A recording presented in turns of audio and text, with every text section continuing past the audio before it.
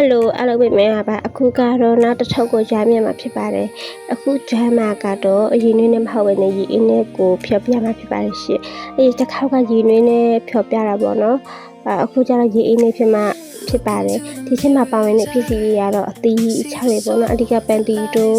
စံကေတီတို့လိမ့်မော်တီတမယာတီဂျင်ဒါတွေပေါ့နော်တရက်နဲ့တရက်တော့အသီးပုံစံချစ်ပတူပေါ့ထပ်တဲ့ရက်လေးရှိတယ်ပြီးမတူတဲ့ရက်လေးရှိရပါတော့ရည်အင်းနဲ့တောက်တာနဲ့ရင်းနေတောက်တာနဲ့ဘာကွာလဲဆိုတော့ရင်းနေတောက်တာဒီအာနိတင်ပူထိရတာပေါ့နော်ပြီးတော့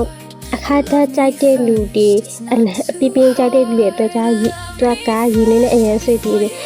နေ့စဉ်တောက်တော့ဖို့ဒါနည်းနည်းပြလေးပဲရည်လိုမျိုးပဲတောက်ချင်တယ်ဆိုရင်တော့ရင်းနေတောက်တာပိုအဆင်ပြေတယ်ပေါ့နော်ရည်တက်တာတွေထဲကိုထဲတောက်ရင်ပိုအဆင်ပြေတယ်ရင်းနဲ့တိတ်မကွာဘူးပေါ့နော်အဲ့ဒါတွေကရင်းရလို့ရှိရင်တောက်လိုက်တာပဲပေါ့အခု